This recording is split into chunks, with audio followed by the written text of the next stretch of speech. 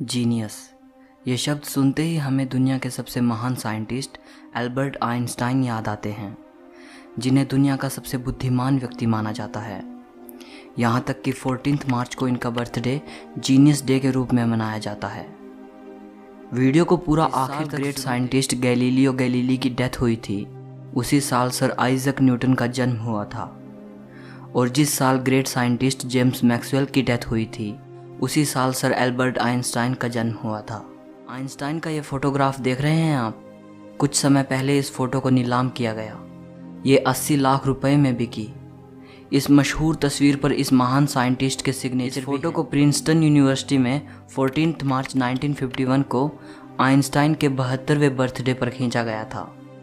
Photographer Einstein को मुस्कुराने के लिए कह रहा था, लेकिन फोटोग्राफर्स के लिए ऐसा कर चुके थे, इसलिए हंसने की बजाय उन्होंने जीभ बाहर निकाली। अंतिम सांस लेते वक्त कुछ शब्द कहे थे जो कि जर्मन भाषा में थे।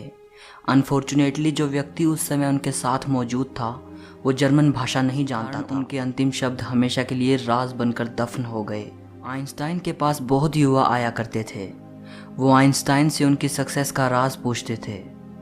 एक बार एक युवा उनके पास आया और कहने लगा, सर आज सारी दुनिया में आपका नाम की तारीफ करते नहीं थकते, प्लीज़ मुझे बताइए कि महान बनने का मूल मंत्र क्या है। जानते हो दोस्तों आइंस्टाइन ने क्या कहा? सिर्फ एक शब्द। उनकी याददाश्त से जुड़ा एक और किस्सा बेहद मशहूर है। एक बार आइंस्टाइन प्रिंसटन यूनिवर्सिटी से कहीं जाने के लिए ट्रेन से सफ़र कर रहे थे। ट्रेन कंडक्टर सभी पैसेंजर्स की टिकट को पंचिंग करते हुए आइंस्टाइन के पास आया और उनसे टिकट दिखाने को कहा। आइंस्टाइन टिकट अपनी जेब में ढूंढने लगे और जेब में टिकट ना मिलने पर उन्होंने अपने सूटकेस को चेक किया। जब सूटकेस में भी टिकट नहीं मिला तो वो अपनी सीट के आसपास खोजने लगे। कंडक्टर आइंस्टाइन को अच्छी तरह जानता था। उसने कहा कि यदि आपकी टिकट गुम हो गई है तो कोई बात नहीं, मुझे विश्वास है कि आपने टिकट ज़रूर खरीदी होगी। और ये कहकर वो दूसरे पैसेंजर्स की टिकट चेक करने लगा। लेकिन जब उसने देखा कि अभी भी आइंस्टाइन अपनी सीट के नीचे टिकट ढूंढ रहे हैं, तब वो फिर से आइंस्टाइन के पास आया। फिर उनसे कहा कि वो टिकट के लिए परेशान ना हों, उनसे टिकट नहीं मांगा जाएगा।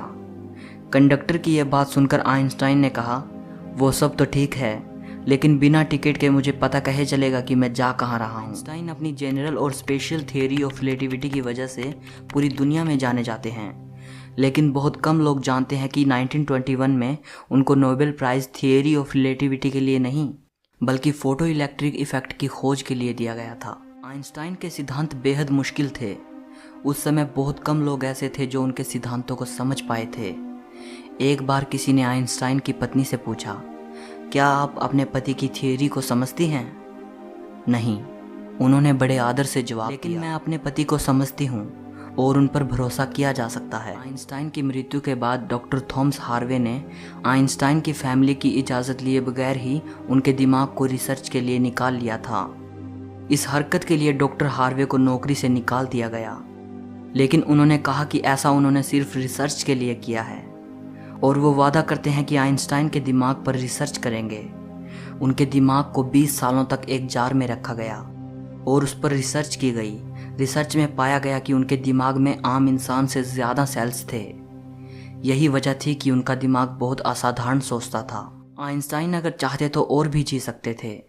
अपने आखिरी समय में जब वो बीमार हुए तो डॉक्टर्स ने उनका ऑपरेशन करना चाहा, तो आइंस्टाइन ने इसके लिए मना कर दिया। उन्होंने कहा, अब ज़िंदगी को मशीनों के सहारे चलाना बेकार है। मैं अपनी ज़िंदगी जी चुका हूँ, आर्टिफिशियल तरीके से जीने में कोई मज़ा नहीं। सोरबोन यूनिवर्सिटी में 1930 में आइंस्टाइन ने कहा था, अगर मेरी थियोरी सही साबित हो जाती है तो जर्मन मुझे आदर्श जर्मन नागरिक कहेगा और फ्रांस मुझे विश्व नागरिक। लेकिन अगर गलत साबित होती है तो फ्रांस मुझे जर्मन कहेगा और जर्मन मुझे यहूदी कहेगा। सो इस वीडियो के लिए इतना ही। इस महान वैज्ञानिक की ये बातें अगर आपको पसंद आई हों तो लाइक ज़रूर करना।